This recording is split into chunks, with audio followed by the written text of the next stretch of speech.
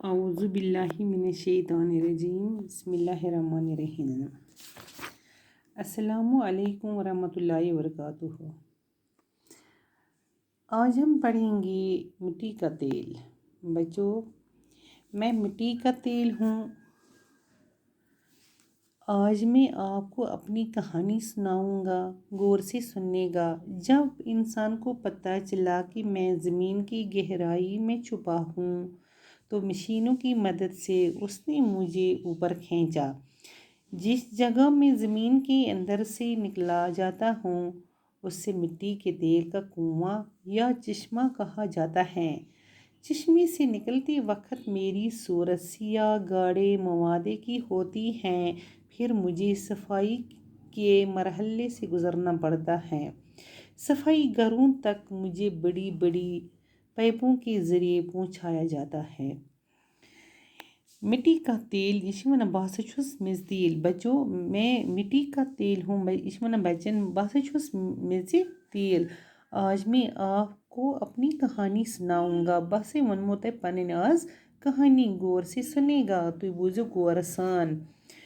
जब इंसान को पता चला कि मैं ज़मीन की गहराई में छुपा हूँ तो मशीनों की मदद से उसने मुझे ऊपर खींचा। ये इंसानस पता लज कि यह हसा मिट्टी का तेल, यह हसा ज़मीन की गहराई छुपा हूँ। दपा यह हसा ज़मीनस तल वारिया सुन। तो हम हसा इंसान लगो मशीन की मदद से हसा आउस बह नबर कड़ने। जिस जगह में ज़मीन के अंदर से निकला जाता हूँ दपा ये जाय जिस जगह तम जाय ज़मीन तल नबर आउस कड़ने उससे मिट्टी के तेल का कुआं या चश्मा कहा जाता है। तथ जाय हसा वनान मिट्टी का तेल। ये कुआं वनान चश्मा यम गई तमो क्यूर बनोमुत या न वनोस नाग। ये सोन आसान ये मज़े खालान तुम वुचान कि कुन ती जाए अगर कह नाग बनोमुत या सोन मतलब क्यूर बन खनमुत इथे कन आय खालने तथ बना मेज तेल क्यूर। चश्मे से निकलते वक्त मेरी सूरत सिया गाढ़े मवादे की होती हैं। दपा ये बह चश्मों मज खोलहास मीन हालात वारिया मतलब सिया गो क्रिहोन। बस वारिया क्रिहोन गाढ़े गो मोट वारिया मोट हसे बह। फिर मुझे सफाई के मरहले से गुजरना पड़ता है। दपा तम पत हसा कर हम हसा दोक अस करो अत सफाई। ये सफाई करने खतर न्यू बह सफाई घरों तक मुझे बड़ी बड़ी पाइपों के ज़रिए पहुँचाया जाता है। दपा हम हसा इंसान हसा नुनस बह सफाई घरस मज वातनोस बह बजो बजो पाइपों सतन वातनोस बह सफाई घरस मज सफाई करने खतर। सफाई घरों में मुझे अच्छी तरह साफ किया जाता है। दपा ये बह सफाई घरस मज वोतस अत हसा गई मे मे हसा लगिम साफ करने। अत हसा गई मे वारिया सफाई कर मे असल पे। मेरा रंग खूब निखर जाता है। मोन रंग हसा तम सतन खूब निखर जाता है। निखर गो चमकता मतलब बह हसा तम चमकान ये मे सफाई कर। फिर मैं पेट्रोल कहलाता हूँ। पता से बना में पेट्रोल जिससे तेज़ गाड़ियाँ कारखाने और जहाज चलते हैं। यम सत हसा पत गाड़ ति लज चलने। कारखान बड़न बड़न कारखान मज आय त्रान या जहाज ते तो वुचान कि ये गाड़ तेल आस तेल चल। इथे कन यह तेल लगान जहाजस ती गाड़न ती कारखानन ती ये पेट्रोल।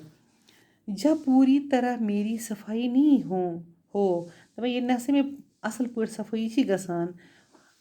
जब पूरी तरह मेरी सफाई नहीं हो पाती तो मुझे लोग मिट्टी का तेल ही कहते हैं। दपा ये नसा मे पूर सफाई गसान कि मे हसा लोग वन मिट्टी का तेल हसा मेज तेल निकाले जाने के बाद मेरा जो मुवादा बाकी रह जाता है वो काफ़ी गाढ़ा होता है। दपा यम सत मे यह सफाई करान ये सफाई कर पत बाकी मवाद रोजान यह हसा वारिया मोट गाढ़ा गो वारिया मोट तो तम पत वारिया मोट आसान। फिर उस शक्ल को ग्रेस कहा जाता है। तेल हसा शक्ल यह हसा बनान ग्रेस। ग्रेस मशीनों के कुल पुर्जों को चिकना रखने के काम आता है दपान युस ग्रेस यह कत लगान यह लगान मशीन लगान यह अत मशीन त्रावान ये कह चीज तुम वुचान गाड़िन त्रान या कुन चीज त्रान पे वन यह मतलब यह चलान कहें पे तथ ग्रेस त्रान अम सत यल गसान यह लगान मशीन इन पर्जन लगान। इसके बाद भी जो मवाद बाकी रहता है उससे तारकोल कहते हैं दपा युस बाकी मवाद म्यून रोजान म्यून बाकी मचर अत हसा बनान तारकोल आफ जिन साफ सुथरी और पुख्ता सड़कों पर पैदल चलते हैं या गाड़ियों में सफ़र करते हैं उन पर तारकोल बिछा होता है दपा युस साफ सुथर तुम वुचान सड़क यह हसा पुख्ता आसान बनियामत दपा यही तारकोल हसा लगान सड़कन लूक पकान पैदल अम सड़के या गाड़ियों मज पकान तो गाड़ियों मज पकान पैदल पकान तो सफ़र करान यह हसा तारकोल युस त्रेत अत आसान यह हसा तारकोल को रेत और बजरी के साथ मिलाकर सड़कों की तामीर के काम में लाया जाता है दपा युस तारकोल अत यह हसा सड़कन त्रान सड़क बना पुख्त यम सत लूक पकान पैदल पकान गाड़ियों मज पकान सफ़र करान तो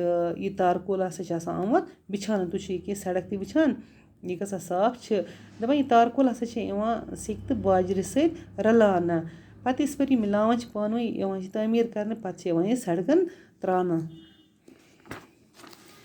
यूँ तो मेरी वजूद का कोई भी हिस्सा बेकार नहीं होता है दपा बेकार नहीं होता युस म्यून वजूद मतलब कह हिस्स म्यून यह नसा बेकार रोजान कि लैंप और लालटीन से चलकर अंधेरे घर को रोशन करता हूँ दपा लैंप या लालटीन घरन मज अगर चीज अन गट पावर कहीं तम सात हसा जालान मे हसा लैंपन मज त्रावान लालटीन मज यह दिवान पत रोशनी।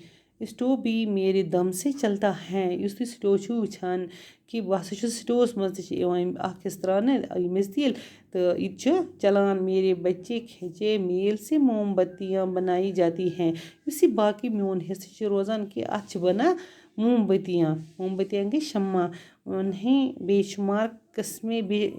बेशुमार फ़वादे की वजह से मुझे सियाल सोना भी कहा जाता है दपा बेशुमार किस्म हसा म्यून दिवान फ़ायदे मैं बह हसा प्रथ कुन रंग दिवान फ़ायदे युस सियाल सोना गो यह हसा वन बेहतरी हुई चीज़ यह हसा तवे मे वन सियाल सोना भी कहा जाता है।